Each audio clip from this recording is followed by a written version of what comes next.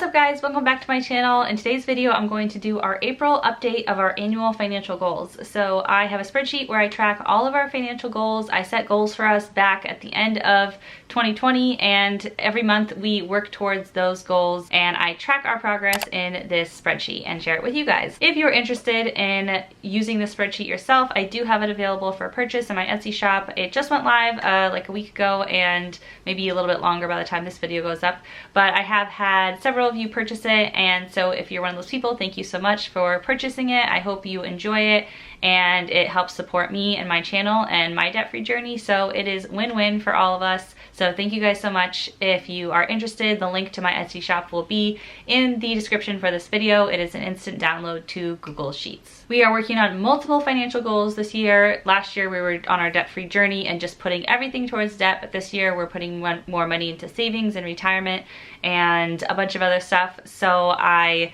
created the spreadsheet to keep track of all of that. So without further ado, let's take a look. Okay, so this is our annual financial goal tracking for 2021. And in this section here, income, you'll see these little arrows here, and those are there because I do have each of our income sources broken out by paycheck, or each time we're paid, I put it in separately. But between my husband and I keep that private as to how much each of us bring in, so that's why that's hidden. But you can see the total amount of our income. So in the month of April, we brought in gross income of $22,317, and gross just means before taxes come out, before medical insurance or any other deductions come out of our paychecks. What is the actual amount we're paid? And so our actual amount was $22,317. We are at year-to-date $89,707 that we've earned on a goal of $250,000. So we are 36% of the way there, and at the end of April we are 1/3 of the way through the year, which is crazy. I feel like 2020 was like the slowest year in history, and 2021 feels like really fast in comparison. I don't know if you guys are having that same experience. But anyway, we are 1/3 of the way through the year, so if we are on track with our goals, we will be at about 33% completed in this percent of goal completed column, so just keep that in mind as we go through each of the goals. So for our retirement and savings goals, first of all, we have my husband's 401k that automatically comes out of his paycheck every single pay period. So each time he gets $750 withdrawn from his paycheck that goes into his 401k. So he got paid twice this month, so $1,500 went into his 401k. So year to date, $6,000 has gone in, and we have a goal of maxing that out at $19,500. So we're about 1/3 of the way there. It's not quite at 33% because there's going to be a month coming up here where he gets 3 paychecks in 1 month, and then it'll be fully caught up. Okay, so for my Roth IRA, we've got big news here. Oh, and before I go any further, the method we're using to contribute to my Roth IRA is the backdoor Roth method. We can't put money directly into a Roth IRA because we make too much money, so I have to put it into a traditional IRA and then roll it over immediately to a Roth. That's how I do it. Talk to your tax professional about how you should do it, or if that applies to you or whatever. But I get comments a lot that people are saying, oh, we can't contribute to a Roth because we make too much, but that's how we do it. So anyway, every month we had put, $500, $500, $1,500 into it.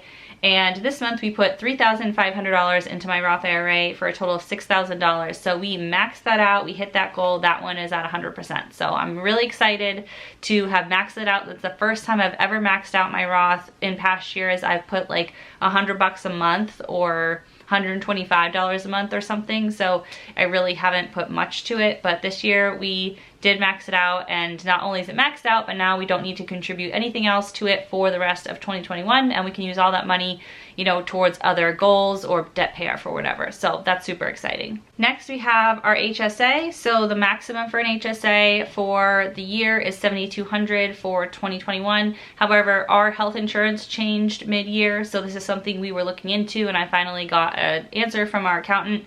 And so the way that it works for us is we're only able to contribute $6,200. So we did, max that out this month. Actually, what I did was I had contributed $3,600 this month, and then we found out we could only contribute $2,600. So technically $1,000 is still in there, but it's being withdrawn, and I made an extra $1,000 debt payment this month down here. So I did talk about that in our debt payoff update that I posted last week. But yeah, so technically I paid $3,600 and then $1,000 is coming back out. But yeah, we can only contribute $6,200, and the reason for that is our health insurance changed mid-year, and then we reallocated some of the contributions to 2020. So some of it are for 2021, some of it got moved to 2020 so we could keep it in there because we were allowed to contribute some for 2020, and then there was only $1,000 we had to take out. So it was very complicated. It seemed very complicated, and I'm glad I had an accountant to advise me through it. So talk to an accountant about this if you have questions on how your contributions work. But anyway, that's just what ended up working for us. So now we have $6,200 in there. So actually what I'm gonna do, I'm gonna update this in real time because we can't contribute any more to our HSA. So I'm gonna change this to $6,200. So that goal is also now at 100%.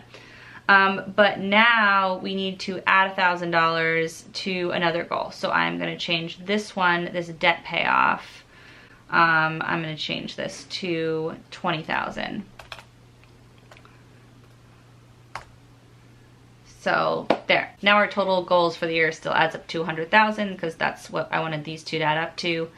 Because that would be 40% of our 250,000 goal for income. So now we're still on track. So for the HSA, now we're also at 100% funded. So that one is also done for the year. So we were a little lighter on debt payoff this month. Well, actually, we still paid like $4,500, but part of the reason we could have paid more, but we didn't, is because almost $9,000 went towards savings or retirement goals, and that's great. Like, I feel really good about that, but it was also like honestly really hard to not take that $9,000 and just put it towards debt, because that would make our debt go down significantly, and to have the self-control to like not do that was really, really hard. So I know future me will be really glad that we have that money in retirement, and I know our debt will get paid off eventually, but the debt is more of like the current pain point, and the retirement is less of like something that causes me stress and anxiety today. So not that it causes none, because I am just a stressed,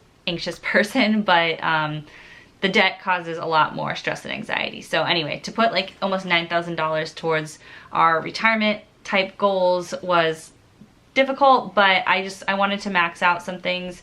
So now like my Roth IRA is maxed out, the HSA is maxed out, and my husband's 401k, that just automatically comes out of his paycheck, so I don't need to do anything with that. That's like on auto, like, you know, automatically happening. So really my daughter's 529 and our emergency fund increases are the only things I need to like actively make contributions towards to hit those goals. So that's nice that these three are either done or like automated, so I don't really need to do much. So that's also a reason why I did that this month, is because I just wanted to hit 100% on these goals and be done with them, because it is like there's like an administrative burden to have to, you know, manually do some of these things. Okay, so for my daughter's 529, we did contribute $225 this month, and that brings the year to date to $950 on a $2,500 goal. So we are 38% of the way to that goal.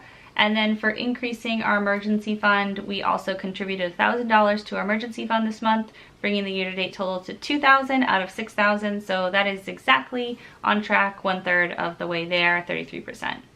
Next, looking at our debt.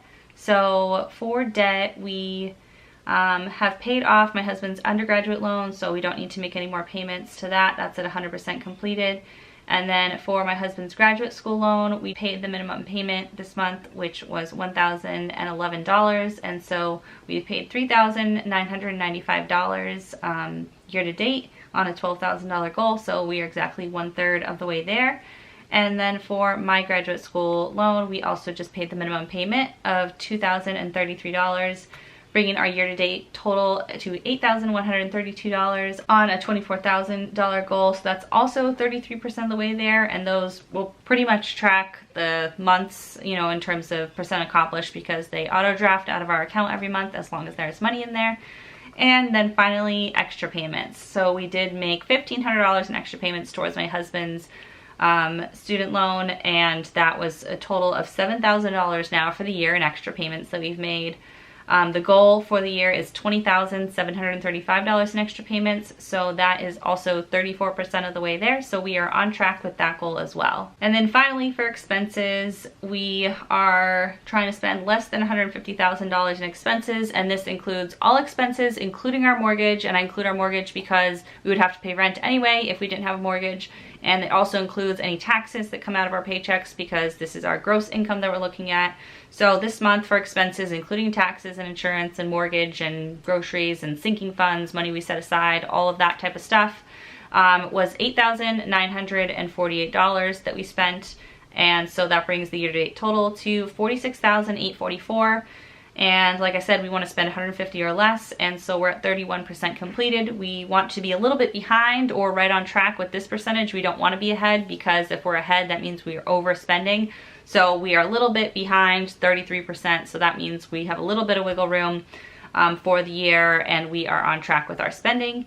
And then looking at the percent to savings and debt, we put 60% of our income to savings or debt. My goal is to put 40% or more and 60% or less to expenses. And this month we put 60% to debt and savings and 40% to expenses. So it was flipped in a good way.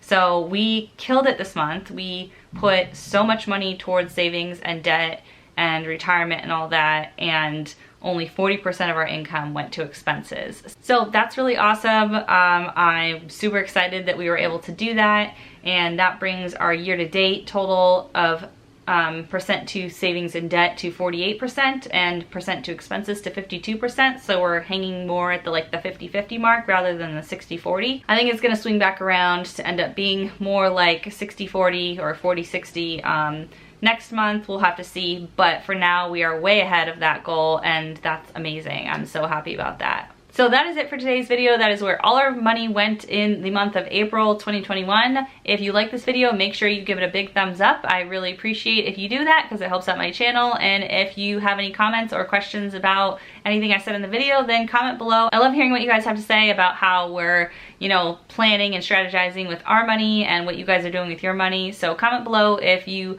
want to join that discussion. If you're not subscribed and you want to see if we hit all of these goals this year, then make sure you hit that subscribe button. I'd love to have you as a subscriber. And finally, if you do want to get the spreadsheet for yourself to track your own financial goals, it comes with a detailed video tutorial on how to set it up, and I love using this. It keeps me so organized, and if you want to get that, you can find the link in the description to my Etsy shop. Thank you guys so much for watching, and I will see you in my next video. Bye!